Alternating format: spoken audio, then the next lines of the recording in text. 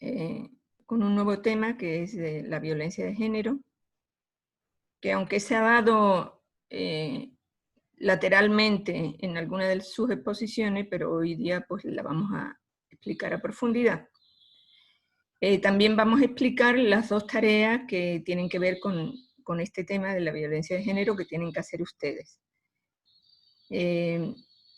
Esta explicación yo quisiera que se convierta en un conversatorio, de tal manera que si ustedes tienen duda o tienen algún comentario o tienen algo que decir, no importa que me interrumpa, e inmediatamente pues pasamos a conversar lo que ustedes opinen o lo que ustedes quieran preguntar. ¿De acuerdo? Bueno, entonces vamos a compartir pantalla.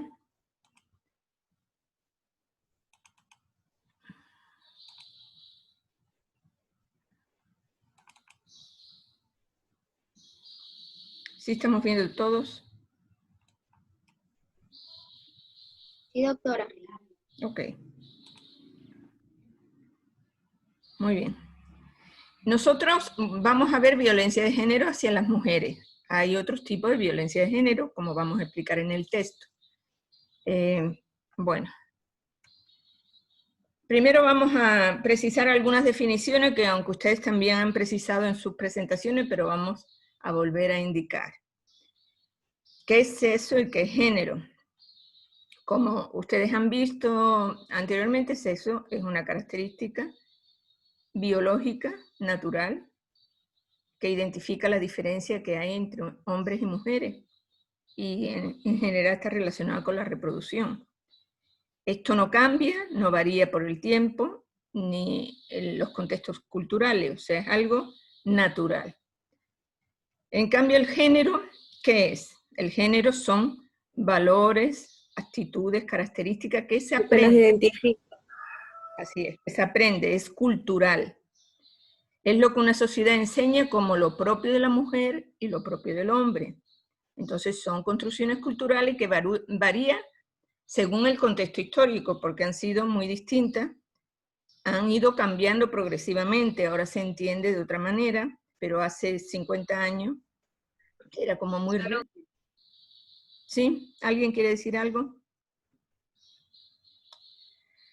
Entonces, estas construcciones de género, en ellas la sociedad determina y asigna roles e identidades a las personas según su sexo y la encierra en una desigualdad de poder. Eso es lo que se hace, bueno, se ha hecho y se hace actualmente todavía. Bueno, vamos, en resumen, el sexo es morfológico, fisiológico, de que es hombre y que es mujer. En cambio, género es una identidad masculina, femenina. El sexo tiene que ver con la reproducción sexual. Las diferencias son esencialmente, aunque hay otras diferencias, pero esencialmente los órganos reproductores. El género son roles, relaciones y responsabilidades. En el sexo es natural, se nace. Género sociocultural se aprende. Hay diferencias corporales en el sexo y hay una valoración no equitativa en el género. Hasta ahora. El sexo no cambia y el género se puede cambiar. Y para seguir avanzando vamos a ver una serie de definiciones que son importantes para que ustedes como que queden, diríamos, bien, tener una base para entender bien lo que es la violencia de género. Bueno, ¿qué son los roles? Los roles son un conjunto de funciones, de tareas, de responsabilidades que se generan como expectativas y exigencias sociales. El rol es un modelo a seguir y que se va repitiendo sin variación. Las conductas y actividades que usualmente asume el hombre y la mujer son roles y se definen culturalmente. Por ejemplo, un rol que la mujer tiene que estar en la casa, el hombre tiene que salir, el hombre puede salir con sus amigos, etc. ¿Qué son los estereotipos? Eso es como algo un poquito más extremo de los roles. Son una percepción humana acerca de unos determinados rasgos que se le atribuyen a un grupo. Una imagen mental simplificada de las personas de un grupo compartida compartida socialmente. Son también creencias que atribuyen características a quienes conforman este grupo. Entonces, realmente son una percepción y como una simplificación. Claro, la mujer se queda en casa, el hombre se va afuera, entonces la mujer tiene que hacer las tareas del hogar y el hombre no tiene por qué hacer las tareas del hogar. Ese sería un estereotipo, una simplificación. Y también lo mismo, el hombre tiene que usar ropa azul porque es niño, cuando son chiquitos, recién nacidos, y las mujeres, porque es niña, tiene que usar ropa rosa o rosada. Entonces eso sería un estereotipo. Pero el prejuicio todavía va más allá del estereotipo, porque en el prejuicio... Los estereotipos vienen cogidos de la mano con los perjuicios, ya que como las personas determinan estos estereotipos y a veces son muy vistos en la sociedad, pues ya viene a perjudicar a lo que son las personas también actualmente. Claro. Ya que determinan esas cosas. Efectivamente. Entonces, esos estereotipos crean prejuicios, y prejuicios que son juicios de valor, pero juicios de valor sin argumento, mal concebido, porque se extraen conclusiones de datos que no existen, pues, que no están disponibles. Es una opinión preconcebida. Por ejemplo, toda persona homosexual es promiscua. Eso es un prejuicio contra todos los grupos LGBTI. O sea, define toda persona homosexual es promiscua. Y eso no es así, porque no se basa en ningún argumento evidenciable. Otro prejuicio, las mujeres no pueden hacer deporte de fuerza porque son débiles. Podría ser otro prejuicio. Entonces, y eso no está argumentado tampoco. O sea, hay muchos prejuicios que se derivan de esos roles y de esos estereotipos que socialmente se han ido creando, ¿sí? Y culturalmente se han ido transmitiendo. Bueno, y ahora vamos a pasar a un tema interesante que se llama el patriarcado. A mí me gustaría preguntar a ustedes, ¿qué es el patriarcado? Que alguien me diga qué entiende por patriarcado. ¿Es como el conjunto de las mujeres feministas? No, patriarcado. A ver, su nombre, ¿qué significa patriarcado? Patri, ¿qué significa? ¿Deriva de qué? De padre, ¿verdad? De Sí. padre, pater. El pater Deriva del padre. era el padre, o sea, el hombre. Es decir, el arcado, poder que tiene el padre. ¿Perdón? Vuelva a repetir, por favor. El poder que tiene el padre O sea, en una vivienda. No tanto. El patriarcado es una forma social. El patriarcado es una sociedad que tiene unos roles, unos estereotipos, unos valores, unos principios basados en la superioridad del padre. ¿Sí? Pero eso viene de lejos. Eso viene de lejos. Y bueno, realmente hasta ahora no hay ninguna evidencia científica. Hay muchas teorías, muchas hipótesis, pero desgraciadamente es muy difícil diríamos, de comprobar, porque esto pasó en el periodo entre el Paleolítico y el Neolítico. ¿Qué pasaba en el Paleolítico? O sea, cuando los hombres, en la edad de piedra. Ahí, en la edad de piedra, los hombres eran cazadores-recolectores, los hombres y las mujeres, pues eran cazadores-recolectores, vivían en cuevas, eran nómadas, y básicamente pues había, o sea, los clanes, los grupos, las tribus, los clanes, se basaban más en mujeres que en hombres, porque ¿quién daba luz? Las mujeres tenían sus hijos, pero no se sabía quién era el padre. Entonces, los grupos se conformaban alrededor de la mujer porque era la madre con los hijos. Y los hombres llegaban, pero no, bueno, eran parte del clan obviamente, pero la fuerza del clan estaba en la madre. ¿Y qué pasó en el Neolítico? A ver, alguien que me diga qué pasó en el Neolítico. Eran sedentarios ya. En el Neolítico, ¿qué pasó? Pues se descubrió la agricultura.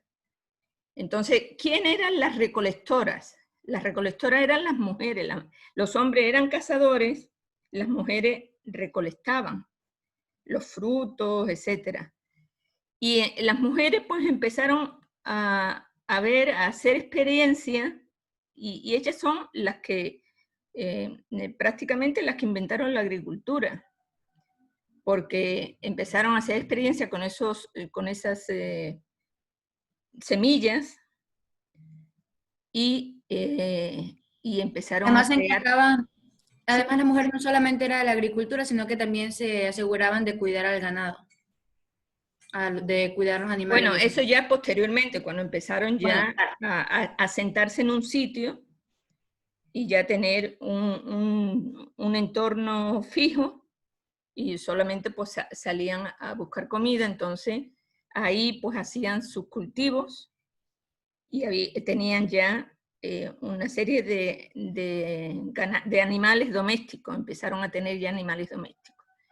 Entonces, ¿qué poder? O sea, se supone, eso muchos antropólogos, muchos historiadores, paleontólogos, piensan que fue así, que en un principio había lo que se llamaba el matriarcado.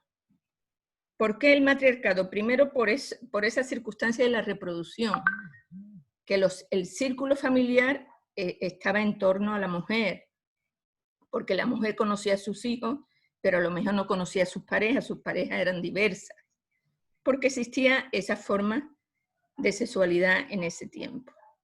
Entonces, aparte de eso, la mujer que tenía, ¿qué otra gran fuerza tenía? Aparte de, bueno, de que era la productora de esas semillas, o sea, empezó a producir su propio alimento. ¿Qué otra gran fuerza tenía? Era productora de vida. O sea, su vientre podía generar vida. Lo mismo que podía generar la semilla, podía generar su vientre. Entonces, eso era un poder increíble. Entonces, por eso se piensa que en las antiguas, en ese tiempo, pues, entre el Paleolítico y el Neolítico, pues había un matriarcado. Por ese poder que tenía la mujer. Y bueno, ahí se han encontrado algunas Venus, que antes, o sea, los dioses eran mujeres, porque se le atribuía ese poder de creación.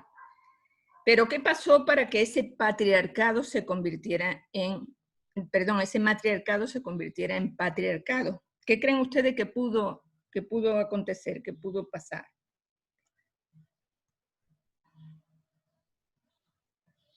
El hombre predominaba más.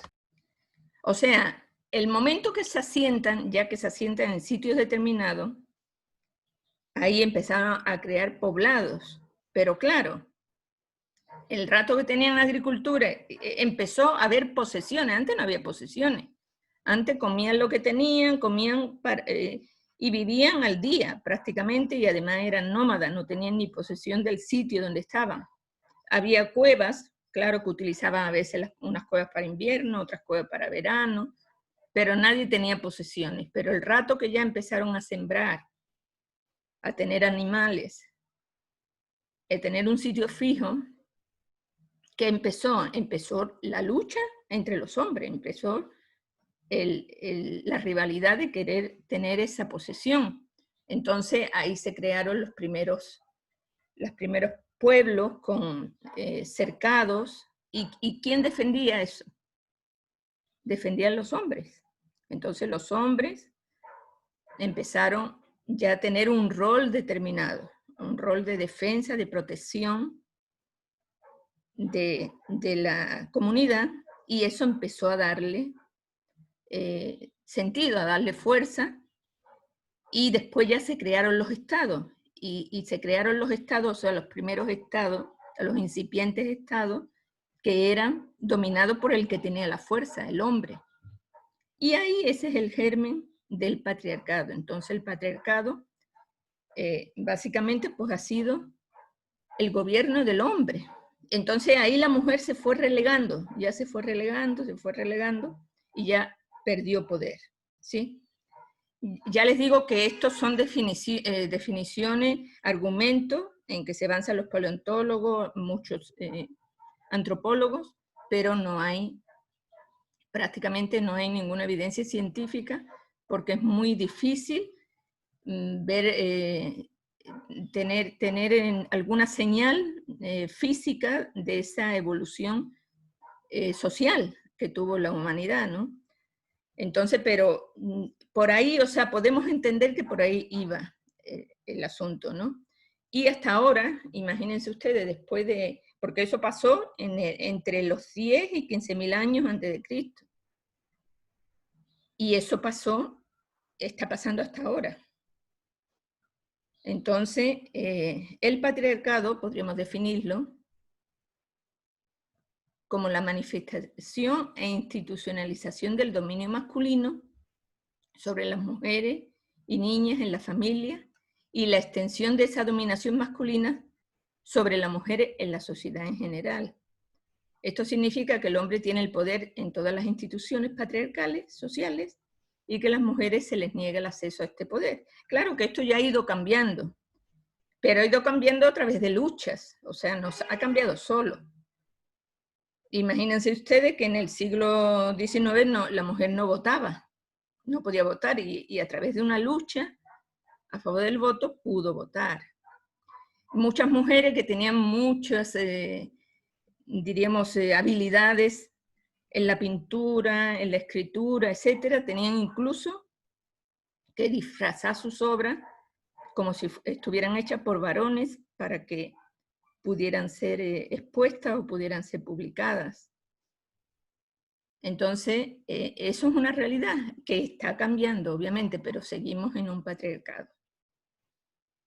Esto no implica que las mujeres no tengan ningún poder ni estén desprovistas de todo tipo de derecho, influencia o recursos. El patriarcado aparece a través de la historia en formas y modos variados y se va adaptando. Esto es una feminista que nos dice así y nos da esa definición. Y como ustedes ven, pues, bueno, la generación de ustedes ya piensa de otra manera completamente distinta, obviamente, a pesar de su acervo cultural, porque aquí en el Ecuador el patriarcado es muy poderoso y el acervo cultural es bastante fuerte.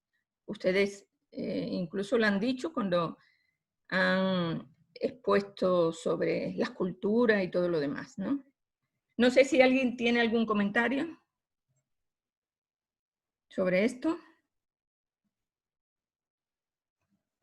Señores, ¿nada? Bueno, seguimos. Bueno, vamos a seguir viendo definiciones. ¿Qué es el sexismo? El sexismo es una creencia fundamentada en una serie de mitos, tampoco es suposición, en que el hombre es superior. El sexo masculino es superior que el femenino. Eso no está demostrado por en ningún lado. Puede ser superior físicamente, en fuerza, pero nada más. ¿Qué es el androcentrismo? Es la visión del mundo desde lo masculino, tomando al varón de la especie como un parámetro o modelo de lo humano. Entonces, por ejemplo, incluso nuestros libros, y me imagino que también los libros que ustedes utilizaban, yo por lo menos los libros que utilizaba en el colegio y en la escuela, todos los modelos eran hombres. O sea, poner un modelo, por ejemplo, del cuerpo humano, poner una mujer como modelo del cuerpo humano, jamás. Siempre eran hombres los que... ¿qué es el cuerpo humano? Y ahí salía la figura de un hombre. Entonces, toda la visión del mundo estaba enfocada en el parámetro y en el modelo de lo masculino. Y bueno, un extremo es la misoginia, que la misoginia es un odio y un desprecio total hacia lo femenino. Bueno, eso se da sobre todo en los hombres que después ejercen violencia. ¿Y qué es el feminismo? El feminismo no es, diríamos lo contrario del machismo. El feminismo es un movimiento social y político. Y también una teoría que parte de la toma de conciencia de las mujeres como colectivo humano oprimido, explotado y dominado por el hombre en la lucha por sus derechos.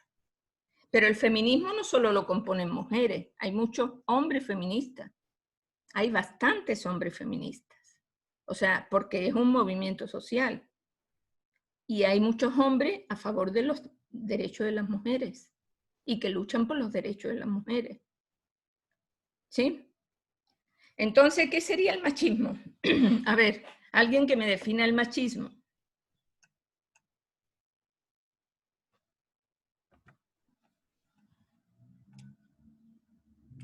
Señores, alguien que me defina el machismo, según su punto de vista. Donde el hombre se considera superior a la mujer, ¿Pero por qué? tanto en su pensamiento, todo, en su ideología. Bueno, yo creo que más bien, o sea, está bien lo que dijo el compañero, de hecho es la actitud que tiene un hombre de sentirse como por naturaleza podría ser que ellos son superiores a las mujeres. Esta es una ideología que tienen los hombres y por eso muestran algunos tipos de actitudes, conductas. Tienen esa creencia de que por naturaleza el hombre es superior a la mujer. Es algo que ya, como lo dije, de por sí ya es natural. Pero hay algo más. Pienso que el machismo también depende de donde se cría, donde son sus tradiciones, ¿no? Obviamente, el machismo es cultural. El feminismo es un movimiento social, pero el Claro, machismo es sí. cultural. Es producto de los roles, de los estereotipos que hemos estado viendo, ¿no? Del sexismo, etcétera, del androcentrismo. O sea, el machismo es producto de todas esas corrientes que se han ido desarrollando culturalmente en las sociedades y que da lugar a esa situación. Y ese machismo, ¿cómo ve a la mujer? Como un ser Eso inferior. débil. Como un ser inferior, entonces... Débil, vulnerable. O sea, entonces... ¿cómo Piensa que sí. claro, los hombres, o sea, machismo, según ellos en su mentalidad piensa que las mujeres somos inferiores, que nosotras no podemos trabajar, no podemos ir al colegio, a la escuela o hacer lo mismo trabajo que un hombre. Es como si en el machismo el hombre fuera autosuficiente y la mujer fuera insuficiente. Algo así. Sí, pero en las relaciones, entonces, ¿qué es lo que existe? Existe una relación desigual. Hay una relación desigual de poder. ¿Quién tiene el poder? El hombre. Entonces, Supuestamente el hombre. hay una relación desigual de poder. Entonces, para expresarlo más técnicamente, pues sería eso. O sea, no es, en la práctica es una relación desigual de poder. Entonces, el hombre tiene el control, tiene el poder, la mujer no. Entonces, ese es el machismo. Se refiere a todas las actitudes y comportamientos relacionados con la idea de que el hombre es superior a la mujer por el simple hecho de ser hombre. Puede llevar a la discriminación y a la violencia. Es una relación desigual de poder en la que el hombre quiere llevar el control. Eso es fundamental. Y el machismo sigue prevaleciendo en muchos países. Eso incluso en el Ecuador. En países desarrollados y en países en vía de desarrollo. Eso, igual que la pandemia, es universal. Sería otra pandemia. Una pandemia que no causa tantos estragos. Muertes no sé, pero mucha infelicidad sí causa a nivel general, ¿no? ¿Y qué es la violencia en este contexto, en el contexto del machismo? Es una relación donde se utiliza la fuerza para imponer algo. Y la violencia, tal como la expresamos, se desarrolla en muchos ámbitos. En el social, en el político, en el económico, en el familiar. Y se presenta como la negación o limitación forzosa de alguno de los derechos humanos. Entonces, puede ser como una amenaza, un riesgo o una destrucción de las condiciones esenciales de la vida o incluso la vida misma, conforme se vaya desarrollando esa violencia. ¿Sí? Entonces, esa sería la violencia. Ahora vamos a ver, bueno, aquí vamos a ver un poco qué pasó en América Latina. Bueno, en América Latina, hasta los años 90 que empezaron a organizarse las mujeres, la violencia contra las mujeres era un asunto completamente privado, familiar. Los problemas los dilucidamos en la casa. Aquí nadie tiene que venir, ni familia, ni nadie. Aquí solo nosotros, mi pareja y yo dilucidamos los problemas. Y el Estado, por supuesto, no tenía que intervenir porque era un asunto familiar. Entonces, claro, no había estadística, no se sabía lo que pasaba. Y hasta ahora, la violencia de género se invisibilizaba a nivel familiar, pero también a nivel legislativo, judicial, y prácticamente era inexistente, era invisible. Y estaba naturalizada. ¿Por qué estaba naturalizada? Porque era natural. Por el patriarcado, porque el hombre, en una sociedad patriarcal, ¿quién manda? Pues el hombre. Entonces, realmente, pues así había venido viviendo la mujer durante muchísimos siglos. Apenas en 1996 la Asamblea Mundial de la Salud, o sea, la salud tomó cartas en el asunto, pero fue apenas en 1996, y se aprobó una resolución en la que se declaraba a la violencia como uno de los principales problemas de salud pública en todo el mundo. Ahí se empezó a visibilizar todos los tipos de violencia y lo declararon como uno de los principales problemas de salud pública. Y vamos a ver algunos conceptos, que es violencia intrafamiliar, y cómo se ha ido manejando aquí en el Ecuador también, ¿no? Violencia intrafamiliar, en la mayor parte de los casos, se traduce la violencia entre miembros de la familia, compañeros sentimentales, pero también puede ser hasta con vecinos. Y suele acontecer en el hogar, aunque no exclusivamente, por eso les digo, hasta la violencia que se da entre vecinos se podía considerar antes como violencia intrafamiliar. Entre ellas, pues está el maltrato a la niñez, la violencia contra la pareja y el maltrato también a los adultos mayores. Eso se entendía antes, cuando existía, ¿se acuerdan ustedes que existían las comisarías de la mujer? ¿Qué significa violencia contra la mujer? Es todo acto de violencia basado en la pertenencia al sexo femenino que tenga o pueda tener como resultado un daño o sufrimiento físico, sexual o psicológico para la mujer, así como las amenazas a tales actos, la coacción o la privación arbitraria de la libertad, tanto si se produce en la vida pública como en la vida privada. Esto lo destacó la ONU en 1993, me parece. No le veo bien, sí. 1993. Entonces, en 1993 también se aprobó la declaración, la Asamblea General de las Naciones Unidas aprobó la declaración sobre la eliminación de la violencia contra la mujer. Eso fue una declaración universal, que se conmemora, a ver si alguno de ustedes me dice en qué fecha se conmemora esta declaración sobre la eliminación de la violencia contra la mujer. Y siempre, todos los años, hay muchísimos actos y todo lo demás. Es el 25 de noviembre. El 25 de noviembre de cada año se conmemora la Declaración Universal sobre la eliminación de la violencia contra la mujer, donde se reconoce que la violencia contra la mujer constituye una manifestación de las relaciones de poder históricamente desiguales entre el hombre y la mujer, que han conducido a la dominación de la mujer y a la discriminación en su contra por parte del hombre, e impedido el adelanto pleno de la mujer. Y que la violencia contra la mujer es uno de los mecanismos sociales fundamentales por los que se fuerza a la mujer a una situación de subordinación respecto al hombre. Eso es lo que dijo las Naciones Unidas en esa fecha.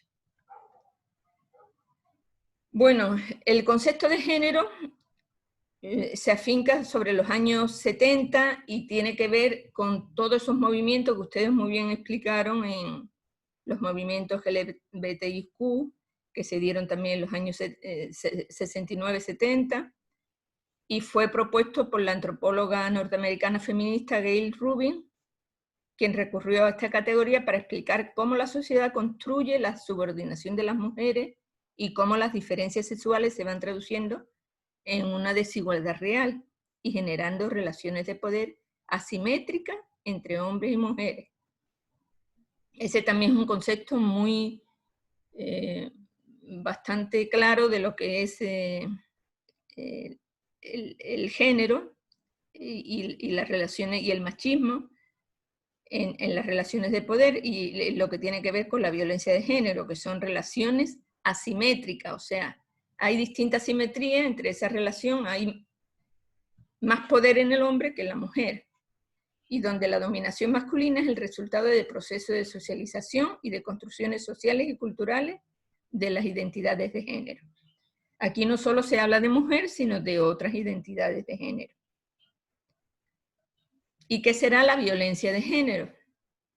Es la violencia que se ejerce contra las personas en distintos ámbitos de forma sistemática. Es una manifestación extrema de la asimetría en las relaciones de poder y la desigualdad entre los géneros, que someten a las mujeres, a las niñas y a todas aquellas personas que no responden a los patrones dominantes de masculinidad, como por ejemplo los transgéneros, los transexuales y los hombres gay. Las lesbianas no tanto, porque las lesbianas son como invisibilizadas, ¿sí? La violencia, ¿alguien quería decir algo?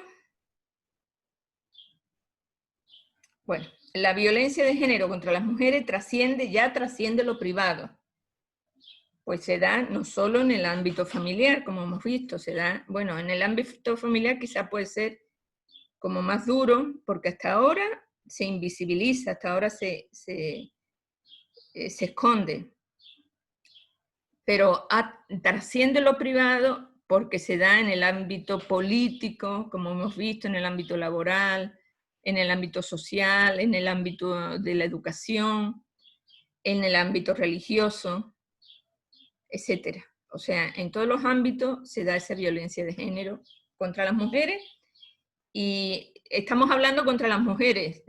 La violencia de género es incluso para los distintos géneros, las distintas identidades de género, pero en el hecho de la mujer, pues igual con los otros géneros trasciende todos los ámbitos, el familiar, y llega hasta todos los ámbitos. Bueno, ahora vamos a ver un poco las manifestaciones de esa violencia. Y la vemos un poco en el ámbito familiar porque es lo más característico. Lo primero es la violencia física. La violencia física es todo acto de fuerza que cause daño, dolor o sufrimiento físico en las personas agredidas, cualquiera que sea el medio empleado y sus consecuencias, sin considerarse el tiempo que se requiere para su recuperación. Se expresa, todo esto lo dice el COID, el Código Orgánico Integral Penal. Se expresa con golpes, puñetes, patadas, cachetadas, heridas, hematomas o fracturas en el cuerpo, intento de estrangulamiento, mordeduras en el cuerpo, darle medicamento o otras drogas sin consentimiento, etc. Se utiliza cualquier instrumento que cumpla el fin de agredir, puede ser las armas, la mano, las piernas, medicamentos, destornilladores, botellas, cables de luz, mangueras de tanques de agua, electricidad, lo que sea, cigarrillos, etc. el uso de la fuerza física siempre es intencional, nunca es accidental. A pesar de que muchas mujeres, que tantas mujeres que han ido a los centros de salud y han dicho, me caí de la escalera, me caí en mi casa, y bueno, ya los médicos que están bien formados en este tipo de lesiones, pues se reconoce fácilmente lo que es una lesión por caída y lo que es una lesión de violencia física, ¿no? Y bueno, el culmen de la violencia física se llama femicidio. Femicidio es la violencia física más extrema ejercida contra la mujer como resultado de una escala progresiva continua de violencia física. El Código Orgánico Integral Penal, el COIP, en el 2014, en su artículo 141, indica que la persona que como resultado de sus relaciones de poder manifestada en cualquier tipo de violencia dé muerte a una mujer por el hecho de serlo o por su condición de género, será sancionado con pena privativa de libertad de 22 a 26 años. Miren, esta inclusión del femicidio en el Código Orgánico Integral Penal también fue producto de una lucha entre las mujeres, de las organizaciones sociales de mujeres, y bueno, yo les puedo decir con todo orgullo que yo también estuve implicada en eso porque yo he sido parte de colectivos. Yo trabajé muchos años en una fundación, la Fundación Río Manta, no sé si ustedes conocen, que fue pionera aquí en Manta del tratamiento de la violencia hacia la mujer, con equipos integrales de médicos, psicólogos, trabajadoras sociales y abogados, de tal manera que teníamos un enlace con otras organizaciones, tanto de Guayaquil como de Quito, y nos fuimos a la asamblea antes de que aprobara el Código Orgánico Integral Penal, como año y medio antes, y estuvimos dando todos los argumentos necesarios para que se incluyera, y por fin tuvimos la respuesta en el 2014 y se incluyó el femicidio como una tipificación. Es un nuevo tipo penal. Y realmente pues eso fue también producto de la lucha de las mujeres, porque antes, ¿qué se decía? ¿Qué se decía cuando moría una mujer? ¿Sí se acuerdan ustedes qué se decía? ¿Alguien que conteste?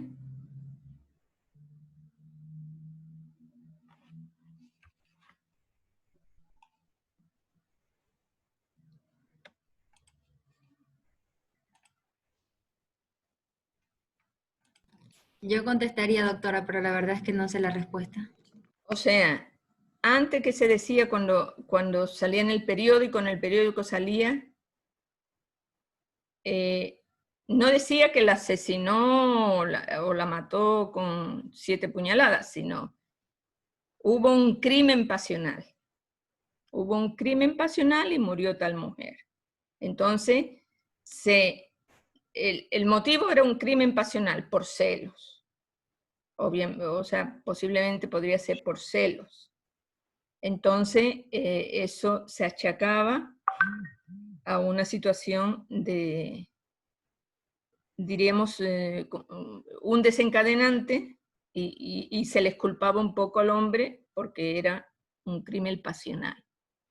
Entonces, en esta tipificación nueva del femicidio, pues sí se aclara que es un crimen por una relación desigual de poder que desencadena una violencia progresiva que llega al asesinato de la mujer por el hecho de ser mujer.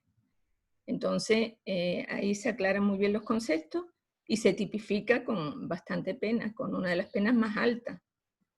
¿Sí? Entonces, bueno, eso es una lucha que se ha tenido en este país y que la hemos tenido las feministas durante muchos años. Bueno, sigamos.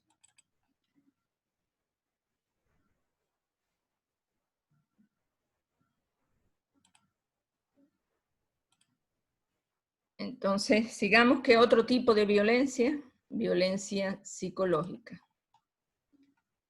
Violencia psicológica, que es toda acción u omisión que cause daño, dolor, perturbación emocional, alteración psicológica o disminución de la autoestima de la mujer o familiar agredido.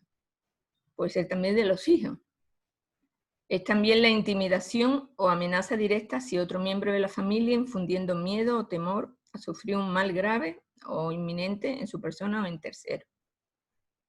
Se manifiesta como con gritos, con insultos, con apodos, con amenazas, con críticas y con frases encaminadas a desconocer el valor de la persona, con la ridiculización, con el encierro, con el aislamiento de la familia o del círculo de amigos, impidiendo el acceso al estudio, al acceso al trabajo, a la recreación, coartando la movilidad, no puede salir, el uso personal del tiempo, las relaciones sociales, o con la carga de todo el trabajo doméstico en manos de las mujeres, subvalorando y menospreciando su aporte a la economía familiar. No es que la mujer tiene que estar ahí, esa es su obligación, es lo que han dicho los hombres machistas.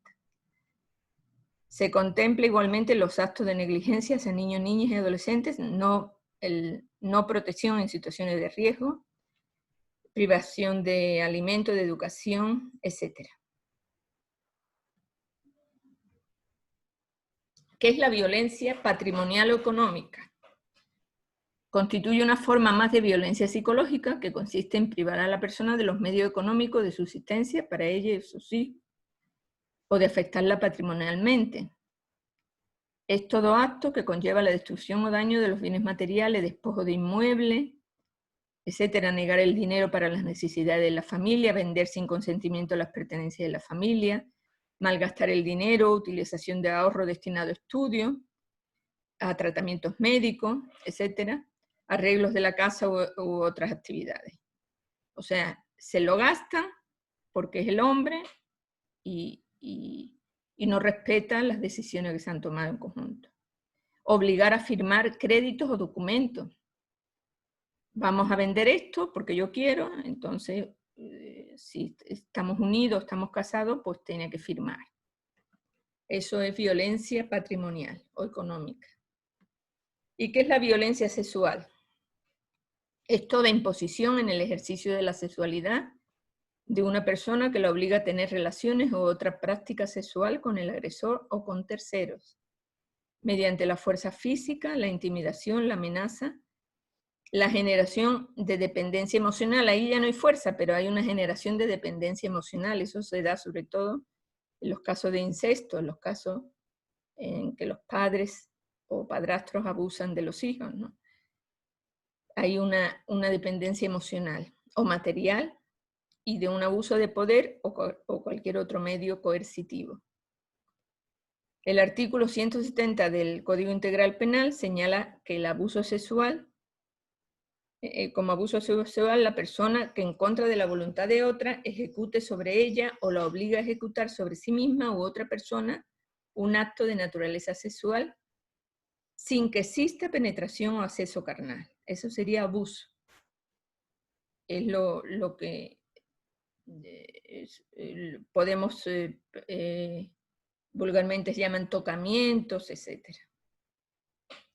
En el artículo 171 del COI define como violación el acceso carnal con introducción total o parcial del miembro viril por vía oral, anal o vaginal, o la introducción por vía vaginal o anal de objetos, dedos u órganos distintos al miembro viril a una persona de cualquier sexo. Entonces, no es necesario la introducción del miembro viril, puede ser la introducción de dedos, de objetos, ya se convierte en violación. Bueno, esto también tiene una penalización importante en el COI. ¿Y qué efecto produce la violencia? Bueno, produce efectos físicos, desgarros, fracturas, heridas, hemorragia, aborto, discapacidad y muchas veces hasta la muerte, pues, producto de esa violencia, ¿no? Pero el efecto emocional o psicológico es mucho más grave y más persistente, porque las heridas Si no es la muerte, pues las heridas se pueden ir curando, pero a nivel emocional, ahí afecta la personalidad de las personas, destruye la autoestima, la seguridad, la alegría, la creatividad, la confianza en sí mismo, y aumenta la ansiedad y la depresión. Entonces hay mucho más índices de ansiedad y depresión entre personas que sufren violencia, y sobre todo que sufren violencia y están solas, y no hay, están escondidas esa violencia. Al inicio sus efectos son silenciosos, pero pronto se verán reflejados en síntomas, en somatizaciones. El cuerpo empieza a afectarse, entonces hay dolores de cabeza, dolores de espalda, hay insomnio, pérdida de apetito, cansancio, nerviosismo, problemas ginecológicos, etc. En muchos de estos casos, pues, se pueden convertir hasta en enfermedades crónicas. ¿Alguien quería decir algo? Bueno, seguimos. También, por efecto de la violencia, se ha logrado identificar, esto es sobre todo en Europa, que se contabiliza y se tienen estadísticas, que 1 de cada 5 días de ausencia de las mujeres del trabajo se debe a la violencia intrafamiliar que reciben. La violencia intrafamiliar es causa significativa de discapacidad y muerte de las mujeres en edad reproductiva. Esas patadas en el vientre, etcétera, pueden producir aborto o hasta la muerte. La exposición a un estrés extremo, experimentado directa e indirectamente, exige a las personas utilizar una gran cuota de energía que les desgasta, les hace sentir impotentes, paralizadas y tristes.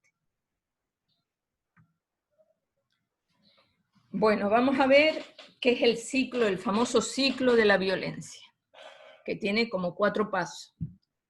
El primero es la acumulación de tensiones, de ahí se pasa a la explosión de violencia, el segundo paso. El tercer paso es la reconciliación o luna de miel, y el cuarto paso es la aparente normalidad. Y de ahí vuelve como un ciclo a repetirse. Vamos a ir analizando cada uno de estos puntos. La fase de acumulación de tensiones. Hay un incremento del comportamiento agresivo, más habitualmente hacia objetos que hacia la pareja. Por ejemplo, dar portazos, robar objetos, romper cosas. El violento se pone excesivamente celoso y trata de controlar todo lo que puede el tiempo y comportamiento de la mujer. Cómo se vista, dónde va, con quién está, etc. Trata de aislar a la víctima de su familia y sus amistades. Puede decirle, por ejemplo, que si se ama no necesita a nadie más, o que los de fuera son de palo, o los que le llenan la cabeza, o que están locos, etc. Esta fase difiere según los casos. La duración puede ser de semana, día, meses o hasta años, porque en cada familia, en cada pareja puede ser distinto. Pero si se repite, ese ciclo cada vez se va acortando más. Después está la fase, el episodio agudo de violencia. Aparece la necesidad de descargar las tensiones acumuladas. El abusador hace una elección acerca de su violencia, decide tiempo y lugar para el episodio, y hace una elección consciente sobre qué parte del cuerpo golpear y cómo lo va a hacer. Como resultado de este episodio de tensión y de estrés, la tensión y el estrés desaparece del maltratador. Si hay intervención policial, él se muestra calmo y relajado, porque realmente pues, estaba acumulando tensión y el rato que explota, se relaja. En tanto que la mujer aparece confundida, histérica, debido a la violencia padecida. Entonces la mujer aparece como la nerviosa y el hombre aparece completamente relajado. En la tercera fase es la etapa de calma, de arrepentimiento, luna de miel. Normalmente, bueno, la segunda etapa ocurre sin que aparezca la policía, obviamente. Porque, bueno, puede ser violencia física o también puede ser solo violencia psicológica. Puede ser una amenaza de muerte, puede ser... Eso puede disminuir las tensiones cuando explota psicológicamente. pero también puede ser físicamente, pero en la mayoría de los casos, la mujer, a no ser que ya tenga que ir al hospital, no se llama a la policía, o en casos, en un porcentaje, 1/3 de los casos llaman o denuncian. Después, la etapa de calma, de arrepentimiento, luna de miel, se caracteriza por un periodo de calma no violento y de muestras de amor y cariño. Eso ya se me fue la mano, ya no va a ser, yo te amo, yo te quiero. En esta fase puede suceder que el golpeador tome a su cargo una parte de la responsabilidad por el episodio agudo, dándole a la pareja la esperanza de un cambio. Actúan como si nada hubiera sucedido, prometen buscar ayuda, prometen no volver a hacerlo, yo te quiero, yo te adoro, y ya va a ser todo perfecto. Esa sería la fase, la etapa de calma, de arrepentimiento, luna de miel, pero esto dura relativamente, bueno, depende, puede durar un poco, puede durar mucho. Existe un tiempo de calma en la que se finge que todo está normal, se finge, porque realmente es como para callar todo lo que pasó. Si no hay intervención y la relación continúa, hay una gran posibilidad de que la violencia otra vez escale. En el día a día, en la relación cotidiana, otra vez empieza a haber esa acumulación de tensiones que era la fase 1. Luego de un tiempo se vuelve a la primera fase y todo comienza otra vez. Si la esposa permanece junto a él, el ciclo va a comenzar una y otra vez, cada vez con más violencia. Entonces, este es el famoso ciclo de la violencia. Bueno, entonces, aquí vamos a presentar una serie de mitos. El mito es si la mujer es golpeada es porque se deja. Si realmente quisiera, podría dejar a su abusador. A ver, ¿ustedes qué creen? Si la mujer es golpeada es porque la mujer se deja. Si ella quisiera, podría dejar a su abusador. ¿Eso es mito o es verdad? Depende, depende mucho.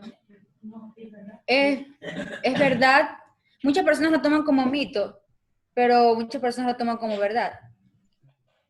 Hay muchas ¿Por qué? personas que en realidad no pueden dejar a este abusador porque ellas llegan a tener como un problema psicológico y esto en pocas palabras las obliga, como dependencia. Dependencia, eso. Sí, exactamente. Como dice la compañera Alison, es una dependencia hacia esta persona agresora. Otras Claro. personas no desarrollan esto y sí pueden dejar al opresor. De hecho, hay personas que dicen que la mujer es débil, no quiere dejarlo, tampoco no es así, porque hay muchas personas que luchan, pero realmente no tienen esa fuerza para dejar al opresor. Todo depende, creo yo, de la persona y de cómo sea esta persona. Muchas personas que realmente pasan por esto son las que han sido criadas como que sucede. Hay chicas que son criadas muy sumisas. Por ejemplo, no tienen madres que son sumisas y aprenden, ¿no? Y por esta razón es que estas personas cuando llegan en pocas palabras, a caer o llegan a conocer a una persona que es así que es violenta, no pueden defenderse. Y bueno, Porque ya realmente, ¿qué es lo que ocurre? Si yo tengo una pareja, Doctora, si yo tengo una... Y otra de las razones por que la mujer busca una pero muchas solución veces por la... razones económicas. A ver, vayamos por parte. Está hablando un compañero, por favor, déjenle hablar y después tome la palabra otra persona. A ver, sí. Sí, doctora. Y esa otra de las razones por que la mujer busca una solución es que son razones económicas, también por el miedo, por fracaso como esposa, por lo que es vergüenza, por la ansiedad, por no haber tenido independencia, y son las esperanzas, las ilusiones. Ajá. De acuerdo, muy bien. A ver, otra persona que quería opinar. A veces es por el miedo, porque muchas veces el agresor dice, ¿tú me dejas? Doctora, yo. A veces es por el agresor. Muchas veces le dice que se de ella, hasta que el agresor siempre la anda amenazando o la tiene muy acosada, que ella por temor, vergüenza o por cualquier otro motivo. Ok. Entonces, bueno, ustedes han dicho casi todo. Ustedes han dicho porque hay una dependencia hay miedo, una dependencia económica, una dependencia emocional.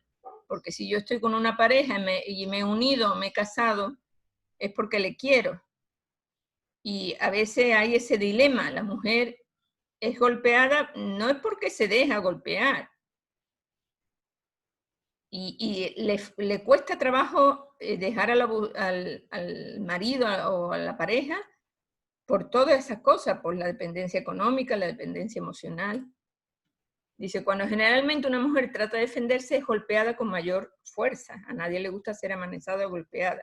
Existen razones sociales, culturales, religiosas, económicas que mantienen a las mujeres dentro de la relación. El miedo es otra de las razones que le hace permanecer en sus hogares. Los peores episodios de violencia suceden cuando intentan abandonar a su pareja. Los golpeadores tratan de evitar que las mujeres se vayan a través de amenazas o de lastimarlas o lastimar a los hijos.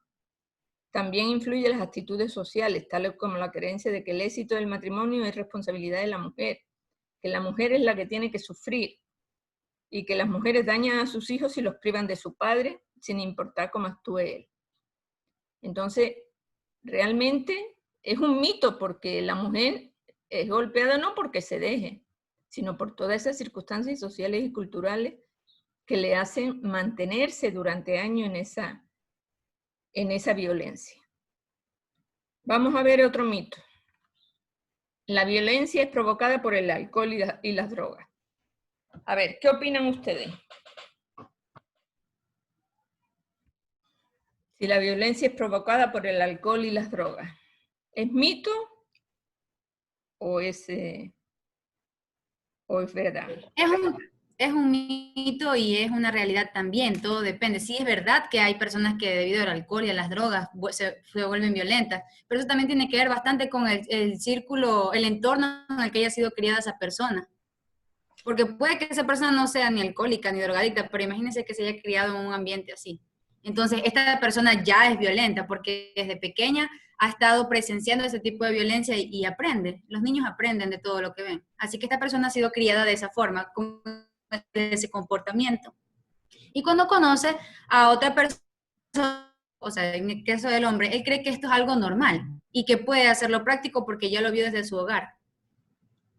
Ustedes solo, correcto, está correcto lo que ha dicho, pero yo añadiría algo más. Ustedes solo piensen en tantas personas que se emborrachan. Si todos los que se emborrachan pegaran a sus mujeres, pues ya la violencia contra la mujer pues sería 100%.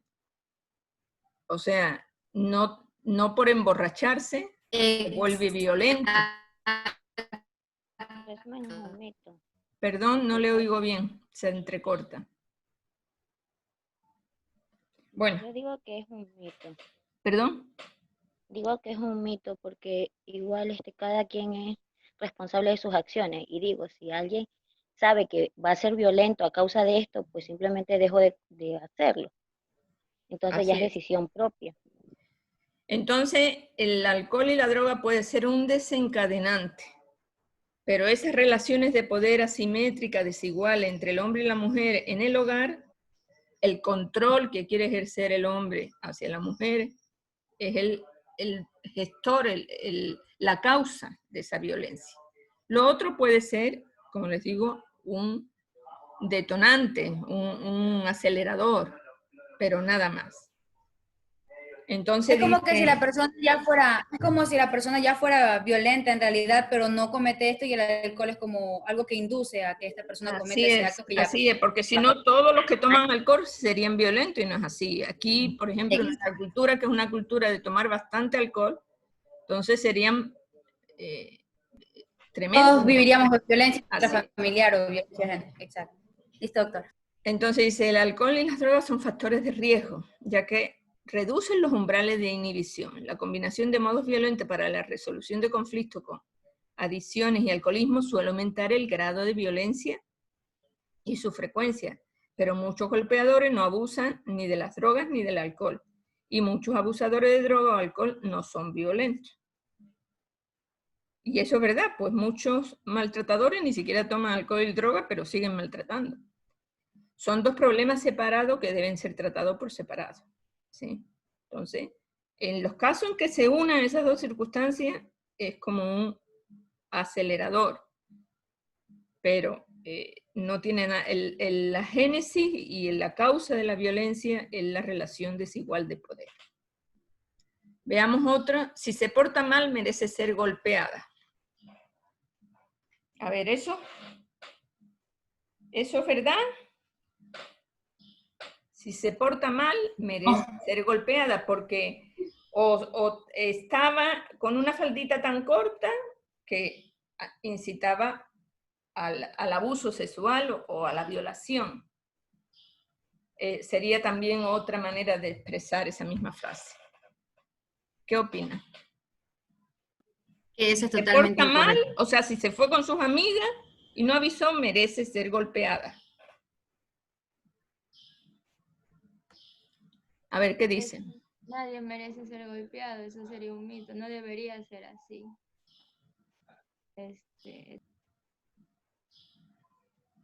Simplemente por derechos humanos, todo ser humano merece respeto. una vida digna de respeto. Exacto. Entonces, solo por simples derechos humanos. Nadie merece ser golpeado y no importa qué haya hecho. Los golpeadores comúnmente culpan de su comportamiento a frustraciones menores, al abuso de alcohol o de droga, o lo que su pareja pudo haber dicho o pudo haber hecho. La violencia, sin embargo, es su propia lesión. La violencia intrafamiliar no puede ni debe ser justificada en ningún caso, cualquiera que sea la circunstancia. El maltratador siempre será un agresor y la persona maltratada siempre será su víctima. Ay, no, es que la niña se puso una faldita muy corta. No. El maltratador no tenía, el violador no tenía ningún derecho. Esa es una bastante excusa que dice que más o menos hay personas que, en este caso los violadores, que violan a una persona y dicen, no, lo que pasa es que esa persona provocó esto. O estaba muy tarde en tal sitio. Ella debía tener cuidado, ella debería saber lo que iba a pasar. Entonces, sí, eso es una excusa. Eso es una excusa. O sea, es una excusa y siempre la víctima siempre será víctima y el maltratador no tiene por qué buscar esas excusas. Bueno, otro mito, la violencia intrafamiliar solo concierne a la familia. Obviamente eso lo hemos dicho ya, ¿no?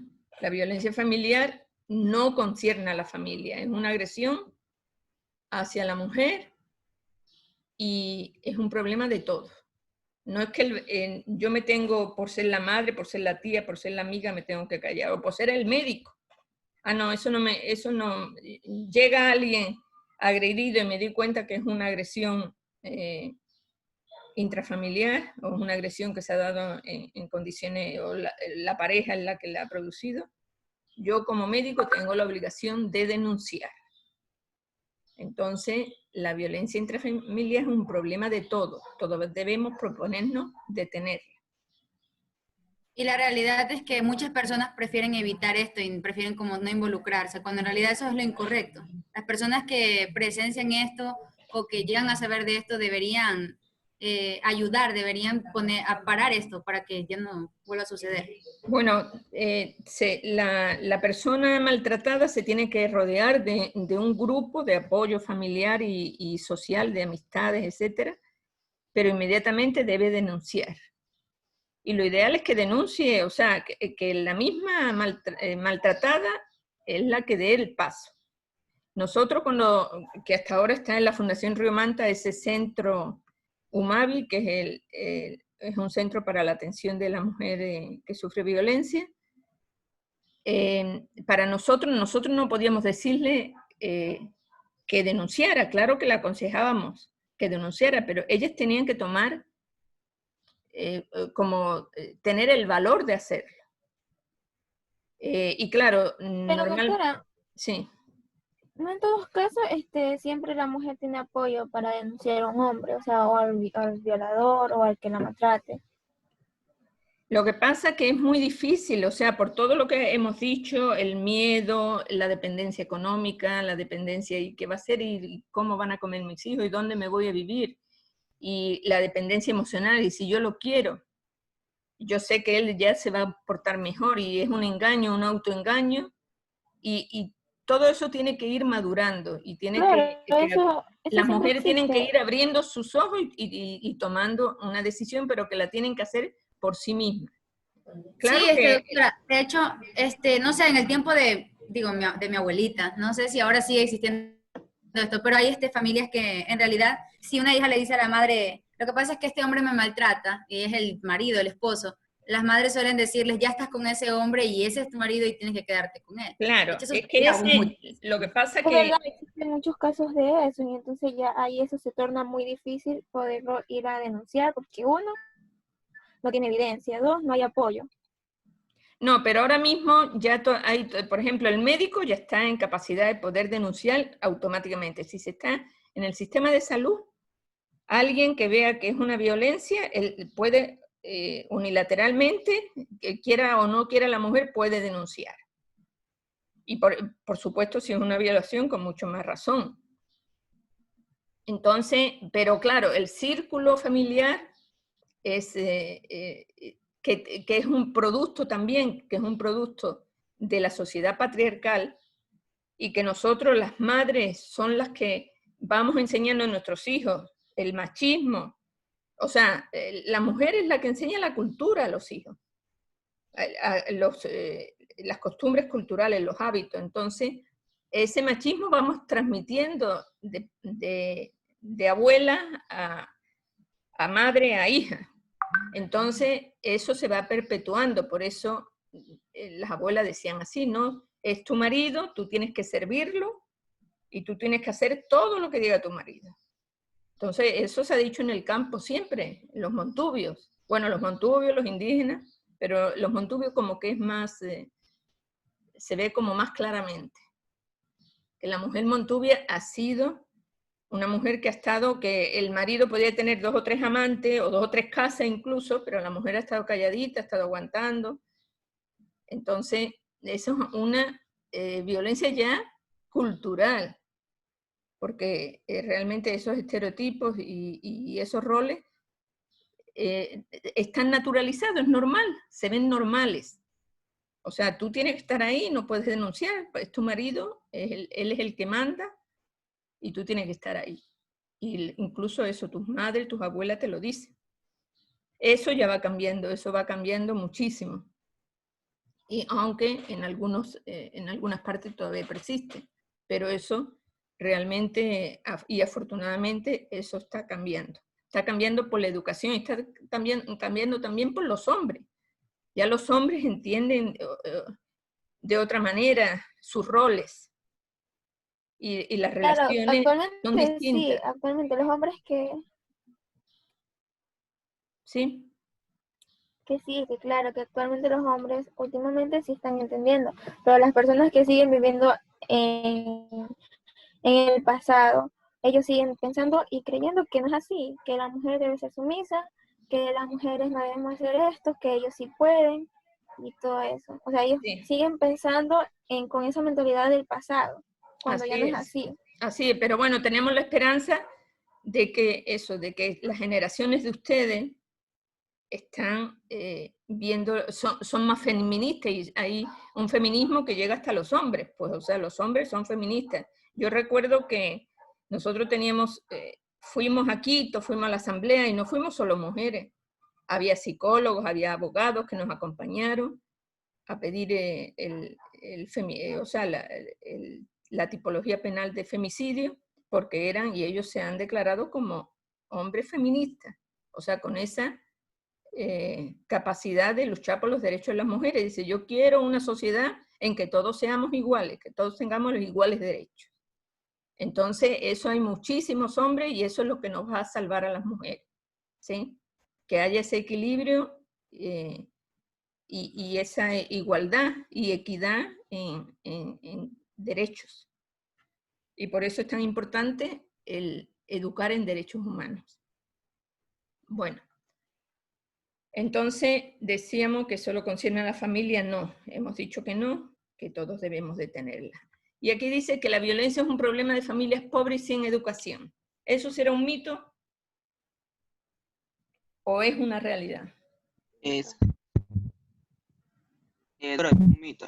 Es que, porque todo tipo de familia o persona podrá caer en esta situación si no se detecta a tiempo los inicios de una relación violenta o agresiva.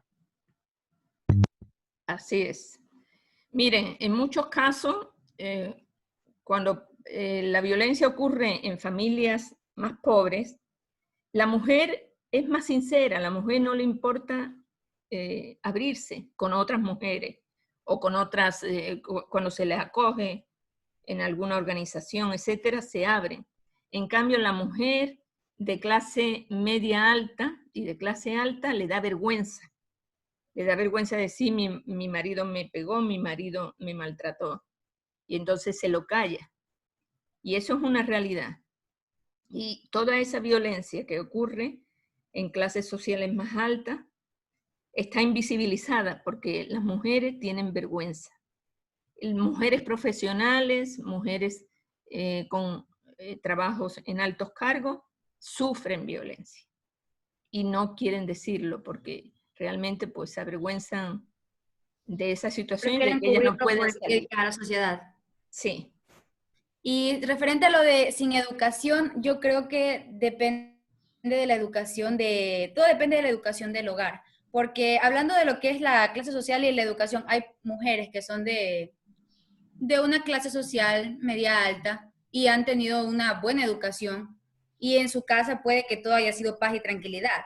Pero en el momento en el que caen con una persona que es violenta, lo primero que hacen es sorprenderse y callar porque nunca han vivido este tipo de situaciones y no saben qué hacer. Eso también sucede muchas veces. Sí, así porque es. necesariamente no es que han tenido ellas han tenido una buena educación. Y asimismo, hay hombres que no es que han tenido una mala educación educativa, sino que más bien es la educación. Yo creo que todo viene de la educación de la casa principalmente. No, pero Aunque bueno, la violencia es ejercer control. Sí. El hombre, y bueno, también se da en la mujer, en los adultos hacia los niños, o los adultos hacia los adultos mayores. Es querer ejercer el control. Esa es la violencia. Y el hombre, por estar en ese patriarcado, ha tenido, o sea, yo no quiero decir que no haya violencia de la mujer hacia el hombre, también se puede dar en algunos casos que haya violencia de la mujer hacia el hombre. Claro que sí. Pero estadísticamente es mínimo, eso es mínimo. Es mínimo de la mujer hacia el hombre y es bastante del hombre hacia la mujer. Entonces, por todas las circunstancias cultural.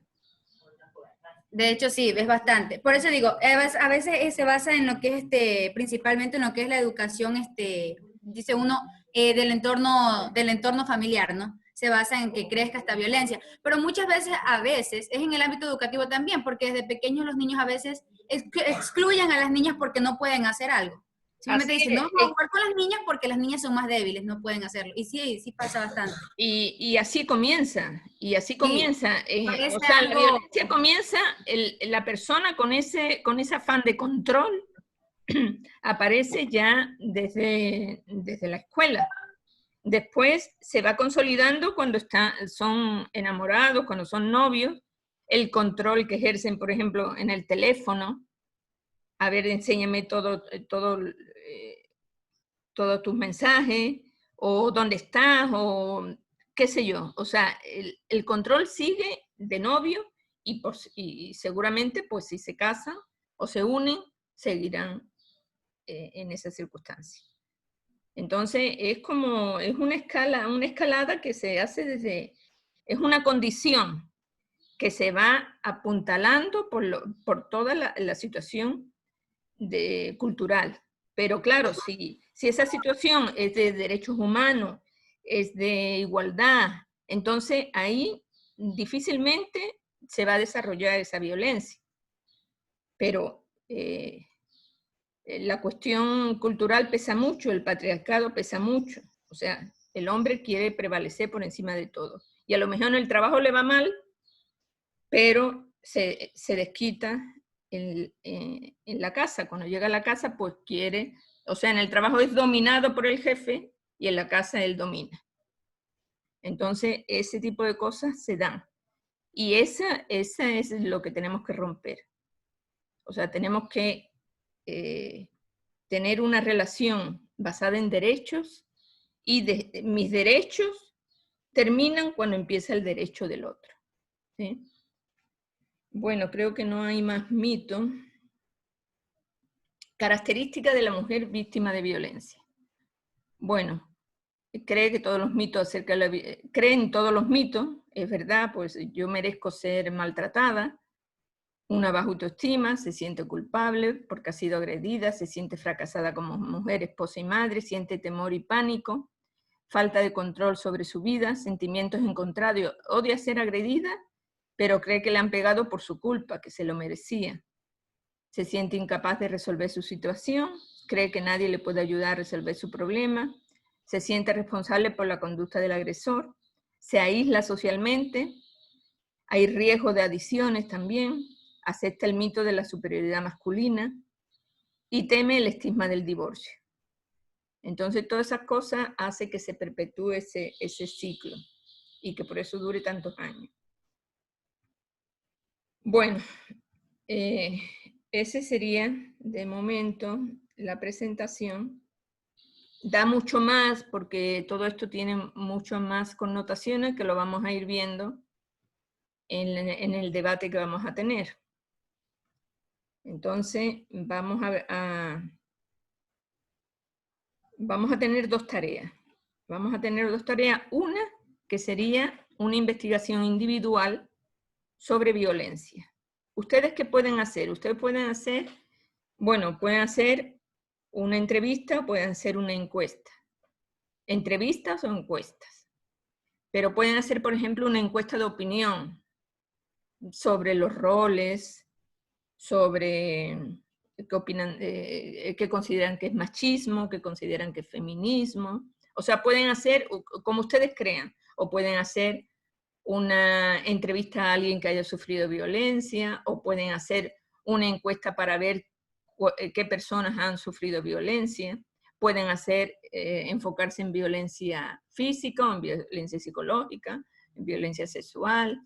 O sea, hay multitud de temas, porque este tema es demasiado amplio, que ustedes pueden, incluso sobre bullying, ustedes podrían hacer.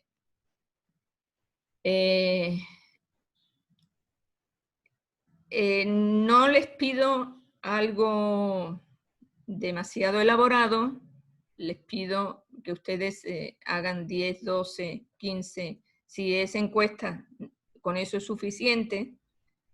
Lo importante es que ustedes hagan y que recaben la opinión de las otras personas. Tienen que hacer como una guía. ¿Cuántas encuestas, doctora? O sea, me basta que sean como unas 15, 20 encuestas suficientes, porque no estamos haciendo una investigación para publicar ni nada de eso, sino simplemente para que ustedes, primero tienen que pensar qué enfoque le van a dar a su investigación, de qué se va a tratar, porque ustedes saben que preguntar sobre violencia es un tema bastante sensible, y muchas personas no dicen la verdad. O sea, hay que estar bien entrenado para hacer encuestas sobre violencia, a no ser que ustedes conozcan a ciertas personas que han sufrido violencia y le pueden hacer una entrevista a profundidad, o no tocar temas demasiado sensibles. O sobre todo pueden hacer eso, encuestas de opinión. ¿Qué opinan sobre el machismo? ¿Qué opinan? Si creen que muchas mujeres sufren violencia. O sea, esas son como mucho más fáciles de hacer porque son impersonales, no afectan a los sentimientos o a la historia de esa persona. Entonces ustedes tienen que ver qué es lo que van a hacer. Y tienen que hacer como un pequeño informe. Yo ya en el aula les subiré lo que tienen que hacer. Yo les voy a presentar aquí, bueno, no es que hagan así, obviamente, porque esto fue una investigación que duró 2 años, porque nosotros hicimos una investigación que al final fue un libro sobre la situación de la mujer en Manta, yo también daba clase en ese entonces en trabajo social, entonces se hizo un grupo de personas que estaban terminando trabajo social y también lo hice con vinculación a la comunidad, que había un profesor que lo hicimos juntos, básicamente, me ayudó en la parte logística, y lo hicimos con una muestra representativa de toda la ciudad de Manta, de todo el cantón, incluso de la parte rural y todo. O sea, esa investigación sirvió para todo el cantón. O sea, se puede inferir o generalizar a todas las mujeres del cantón. Entonces, fue un cálculo de muestra con una fórmula estadística, etcétera, etcétera. Y fue una encuesta bastante profunda, pero eso yo no les pido a ustedes, yo les pido algo, por ejemplo, el testimonio de alguien o una encuesta de opinión, algo que sea fácil para ustedes, pero es importante que ustedes aprendan a investigar, aunque sea poquito, porque verán que el próximo año ustedes tienen metodología de la investigación, van a tener que hacer investigaciones, y bueno, ahí ya tendrán ustedes los elementos de lo que es una investigación, sabrán las definiciones, sabrán la base de lo que es muestra, variables, hipótesis, etcétera, los métodos. Pero ustedes en su bachiller han hecho investigaciones y en otras materias también han hecho investigaciones, entonces yo quiero que sigan haciendo hasta lo que ustedes sepan, hagan investigaciones pequeñas, pero que profundicen en el tema que estamos tratando, y eso es lo que pretende esta tarea. Por eso yo no les exijo mayor cosa. 10, 12, 15 encuestas más que suficiente. Como eso normalmente lo hacen de manera virtual, pueden hacerlo en su grupo de Facebook, qué sé yo, ustedes verán. Pero primero tienen que hacer ustedes, enfocar bien, focalizar y delimitar bien qué es lo que ustedes van a preguntar, y hacer como una guía para después ya pasarla a las preguntas por Google Form, que eso ustedes ya manejan muy bien. Bueno, o si no, entrevista, como les he dicho. Eso sería una de las tareas. Y la otra tarea, como les he dicho, pues va a ser el debate. Entonces, espérense que voy a...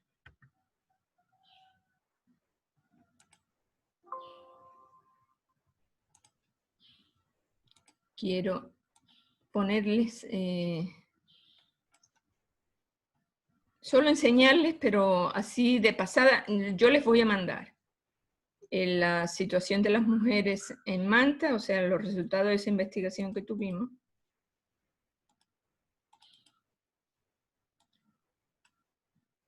¿Sí se ve?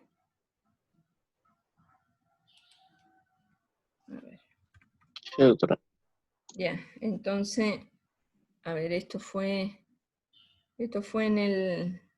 eso fue hace algunos años, unos 8 años por lo menos. Hubo una prueba piloto, aquí están las encuestadoras que se les capacitó bastante, porque es un tema, como les digo, muy sensible. Se hizo por todo el cantón. Y bueno, aquí están los resultados. Se les hizo a 460 mujeres. Los grupos de edad, porque eran mujeres, el MEX, mujeres en edad fértil. Entonces, mujeres de 0 a 49 años, de 15 a 49 años.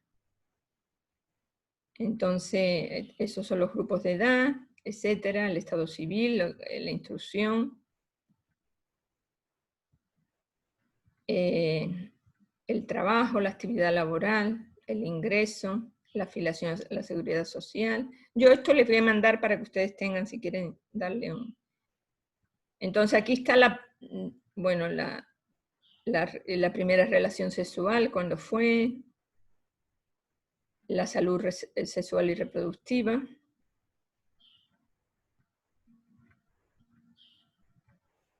y la violencia. En la violencia hay dos conceptos. Una es violencia, prevalencia de vida. ¿Se acuerdan ustedes que yo les dije? ¿Sí les dije lo que era prevalencia? No me acuerdo si a su grupo les dije lo que era prevalencia. ¿Se acuerdan?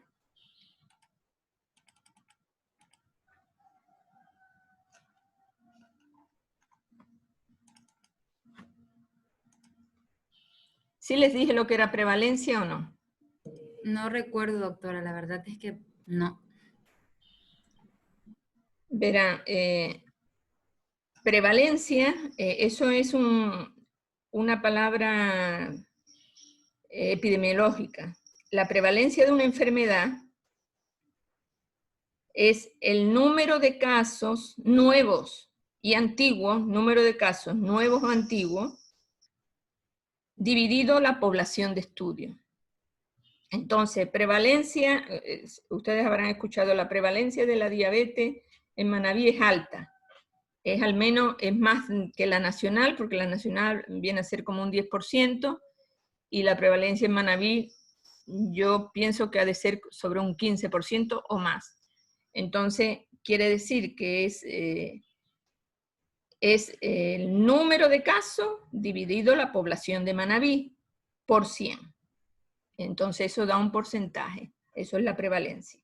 Entonces, para analizar la prevalencia de la violencia, hay dos conceptos. La prevalencia de vida, que significa en el transcurso de su vida, ¿ha sufrido usted violencia? ¿Sí o no? O sea, desde que nació hasta el momento actual, ¿ha sufrido usted alguna vez violencia física, psicológica o sexual? ¿Sí o no? Eso se llama prevalencia de vida de la violencia. Y otro es prevalencia en el último año. A ver, en el último año, ¿ha sufrido usted algún caso de violencia física, psicológica o sexual? ¿Sí o no? Entonces, ahí se calcula, pues los que han dicho sí, por ejemplo, si tenemos 100, la población es de 100, y 15 han dicho sí, entonces 15 dividido para 100 por 100, ese sería el porcentaje. Entonces sería un 15% que ha sufrido violencia.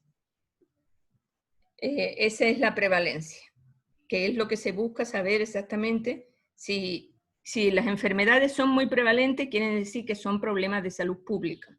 Ahora, ¿qué pasa con la pandemia? La pandemia es muy prevalente. ¿Por qué? Porque tiene una alta contagiosidad. Entonces, todas las enfermedades prevalentes son graves problemas de salud pública. Y la violencia, por eso dijo la ONU y la Comisión de Salud de la ONU que la violencia es un problema de salud pública. Entonces, aquí están los casos. ¿Quién tuvo violencia en la niñez? ¿Quién tuvo violencia? ¿Quién vio a los padres pelearse o a la madre ser maltratada por el padre? Entonces, todo esto está recogido aquí, que les voy a pasar para que ustedes puedan tener. ¿Les parece? Entonces, eso para que tengan como una idea, pero realmente yo quiero que ustedes sean originales, que ustedes miren la manera ideal de hacer esa encuesta, que no se complique la vida, sino que busquen, por ejemplo, entre sus amistades o entre su familia, donde tengan ustedes una gran confianza para poder hacer o entrevistas o esas encuestas. Eso sería por un lado. Por otro lado está el debate. En el debate vamos a ver tres temas. Vamos a debatir sobre tres temas. Sobre machismo y violencia de género, sobre matrimonio igualitario y adopción de hijos, y el tercer tema es sobre la despenalización del aborto en violaciones de menores de 15 años. Eso se está tratando actualmente. Entonces, estos tres temas Vamos a hacer de la misma manera que hicimos anteriormente, dividir el curso en 3, y de cada uno de los temas, un grupo a favor, otro grupo en contra, y hacer una ponencia a favor y una ponencia en contra. ¿Sí? Entonces, esas serían las 2 tareas que ustedes tendrían que hacer. No sé si hay alguna pregunta. Señores. ¿Preguntas? Bueno, si no hay ninguna pregunta, entonces terminaríamos aquí. Miren, para hacer el debate va a ser la próxima semana.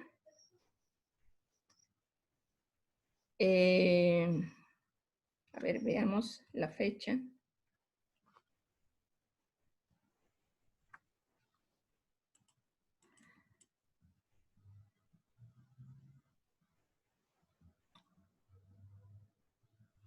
Podría ser la próxima semana, el miércoles. ¿Sí? El miércoles 16. El debate. Miércoles 16. Y nosotros nos podríamos, si ustedes creen, nos podríamos reunir el lunes 14 para ver un poco el otro deber, o sea, el deber de la investigación, que yo voy a dar como plazo hasta el 13, hasta el domingo a las 11 de la noche.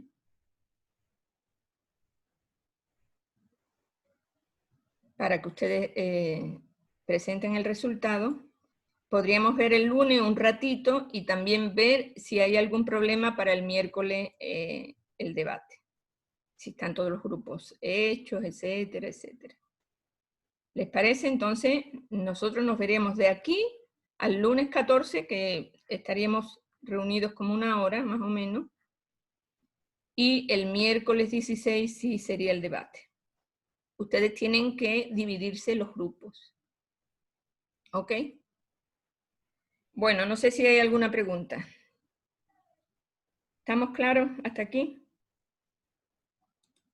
Bueno. ¿Cuántos grupos deberían ser en el debate, doctora? 3, ya les he dicho, son 3. Son 3 temas, son 3 grupos, pero cada grupo se divide a su vez en 2 grupos, uno a favor y otro en contra.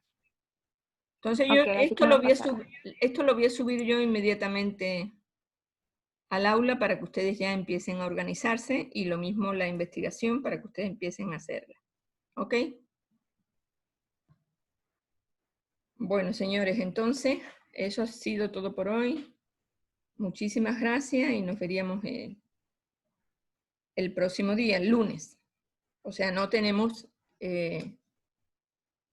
clases el miércoles. El miércoles ustedes empiecen a preparar la investigación para que esté lista el domingo y más adelante preparar el debate.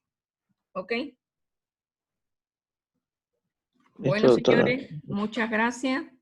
Listo, doctora. Gracias a usted. Pase bien. Hasta luego, pasen bien.